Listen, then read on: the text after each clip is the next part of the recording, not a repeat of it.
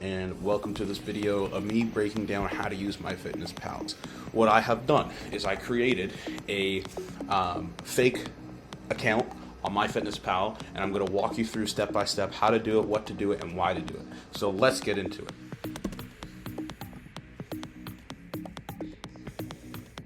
So the first thing it's going to ask, the first couple questions it's going to ask you after you put your email, you don't even have to put your email in at first. It's going to first ask you what your main goal is.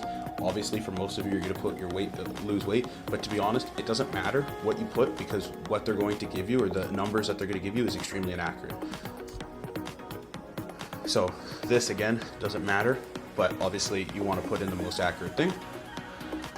You want to put in the age, sex, etc. And I'll show you later in settings. There's a way to change the settings from kg to pounds if that's what your preferred is. If you don't know kilograms and pounds, if you wanted to figure out how to get that, so if you're 200 pounds, just divide 200 divided by 2.2, or you can just type it in on Google. So again, this doesn't matter to a certain extent. I would not recommend more than 2 pounds rate of weight loss per week. And then you're going to put in your email and make a password to create an account. This doesn't matter. You could definitely put that because that's the most accurate thing. Okay. What I would say, a great thing to use is the reminders. This is definitely new. I didn't use it when I was first starting using this app, but I guess it's going to tell you, okay, you have this many calories left, or you went over, or you have this many steps to get to, etc. Do not need to buy this at all. I've paid for it before. Who cares about the ads? There's not a lot of ads. The custom macro tracker is probably the only thing that's any beneficial to this, but for majority of you, you're not going to need to know or put in 112 grams of carbs. It can be the percentages, that's totally fine. Later on, if you need to use very specific custom macros, then go for it, but for now, this is completely unnecessary. Now, what I want to show you is they're going to default the calorie, carbs, protein, and fat goals. Right? And it's going to be set to 50% carbs, 20% protein, and 30% fat. Now, the reason why is because most people eat a crap ton of carbs, a decent amount of fat, and not a lot of protein. I do not like this at all. So the number one thing I want you to change is you're going to go at bare minimum. Okay, so, or sorry, at absolute maximum, you're going to set your carbs to 40%. At bare minimum, the protein is going to be 30%, and then fat is going to fill up the remainder. Okay, so for me personally, what I like to do is a 1-to-1 ratio of carb to protein. So I'll do 35 carb to protein, and then I'll figure like the rest will be fat. But everybody's different, and especially females watching this, you're going to have a very difficult time eating adequate amount of protein. Don't worry, we will cover that in due time. The best recommendation I can make is just make sure every single thing you're eating throughout the day has protein in it. I know it's really hard to do, but it's manageable. Okay, so change the percentages. You can also change the calorie goal, because for a lot of you, it's going to underestimate it. You can keep it whatever it is, doesn't matter. For the next 2 weeks, whatever it tells you, doesn't matter. All I want you to do is track your stuff, and then based off of the results from the first couple days or the first week, we should be able to then adjust it from there. So what I want you to pay attention to is obviously I increased the calories to 2,555. What that does then is it's going to show a higher amount of carbs, protein, fat that I can eat. Under your fitness goals, you can put how many workouts you do, what your goals are. You connect your Fitbit, Apple Watch, or your step track to this as well. So then you can go under the goal settings and set all that as well if you would like. So the one thing I'm showing here is because this is a new account, it doesn't have any of my data of what I previously searched. You can literally search up anything. The other thing you can do is you see on the top here, it says scan a barcode. 99. I haven't found a product yet that it isn't been able to scan. That's why I use MyFitnessPal, because it has such a large database.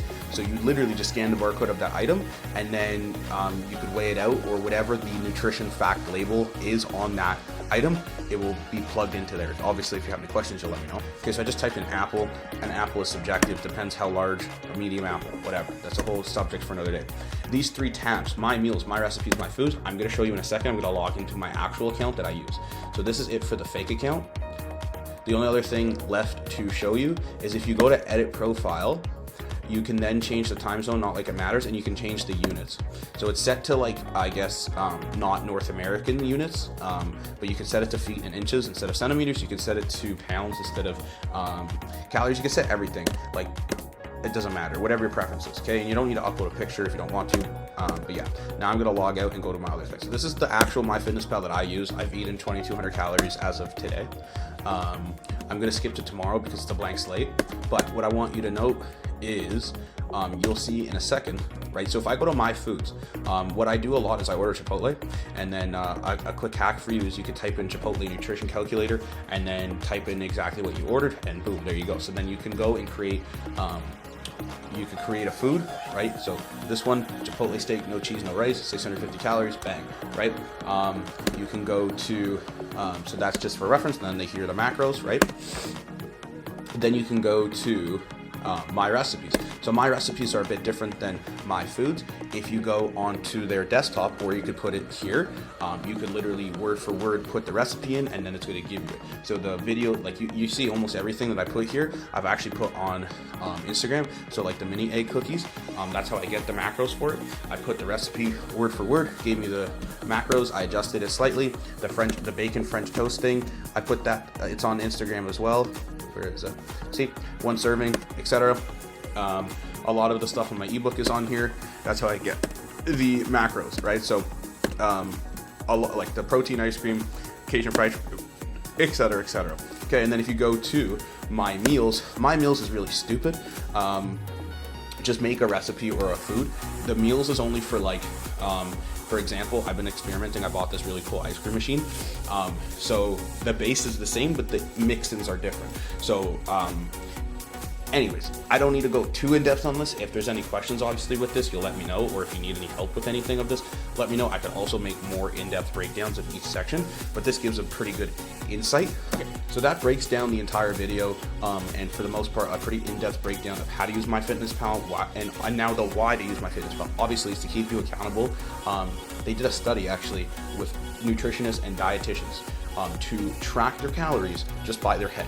You know, people that went to school for a decade to learn this shit, and they were off by about 20%. So if you think about it, the top smartest people in the world who do this for a living were off by 20%. Now, even when you track, you're not going to be 99% accurate. The only way you are doing that is if you're eating 100% whole foods that you cooked yourself, and you're weighing everything. So that's a lot of what I do. You do not have to do that. But for example, I eat chicken and potato like 3 times a day. And I made the chicken, I made the potato. So it's pretty accurate within like 99%, right? The only thing to adhere would, or the only thing to then mention would be like the marinade, but now I'm going on a tangent. If there's any questions, if there's anything that I didn't cover, you'll let me know. And so I'm just adding to the end of this video. Basically, the other reason I really like using MyFitnessPal is if you go all the way, let me get rid of this. If you go all the way to the bottom of the app, you click on nutrition, it's going to give you the week view of your macros, your nutrients, and your calories. Keep in mind, the reason why mine are extremely inaccurate, at least at this time, was the last week or so I've been really sick. So I haven't been tracking anything, I've barely been eating.